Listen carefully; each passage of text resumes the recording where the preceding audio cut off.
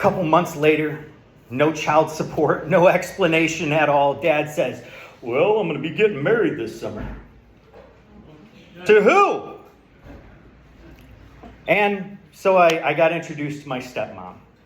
And, she was fantastic, but that's when my dad let me know that I was inheriting a stepsister.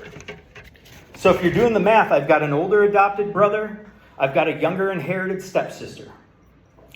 The family tree started to look more like evidence. Sprawled out. Who fit where, how and when, and most importantly, why? Why did it look this way? So it stayed like that for a little while, and then I went to college. And I enjoyed college a lot.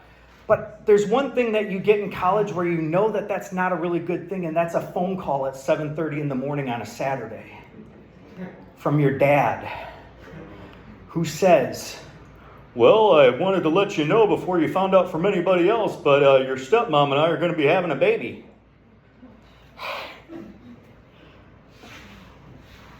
I'm not yelling. I'm not crying. I'm not overreacting. I'm not doing anything. I'm sitting there like, Comcast customer support, right?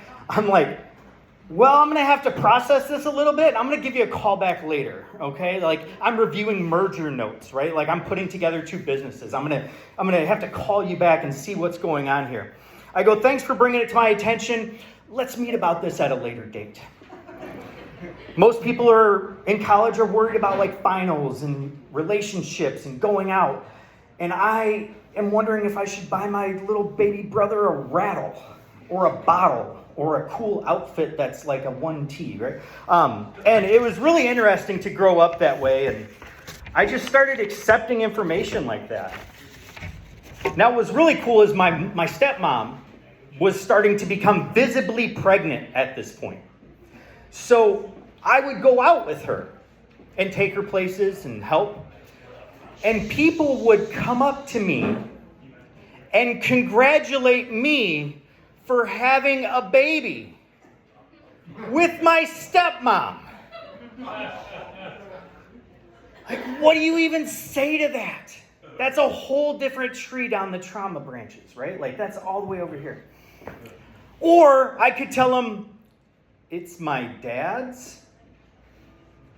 It didn't even seem to work out any better, right? Like, people don't want that. So it was pretty fun to walk around and know that I was going to have a little brother finally. And, he's born. I'm 20 years older than him. Perfect family dynamic for anybody in today's age. I take him to daycare. I drive him home from the hospital, right? Change his diaper. I still make fun of that for him, now 20 years later. But that's kind of how it is. So a couple months later, my mom comes up to me and she says, Derek, I think you got to make amends with your brother, my older brother, the one that's adopted. And I'm just not sure how to do that, right? He's just not my favorite person in the world for a bunch of different reasons, but we try. So over the course of the next 10 years, we have our ups and downs, right? Like, that happens. I figure out a way to try to start a family in a halfway normal sense. Halfway. I've got healthy kids. I've got a great wife. And, at a good point when my second son was born, I decided, I'm going to invite my brother home and we're going to make amends. And I'm going to make him godfather to my second child. Now, notice I said second, not first, because we weren't doing well at that first one, right?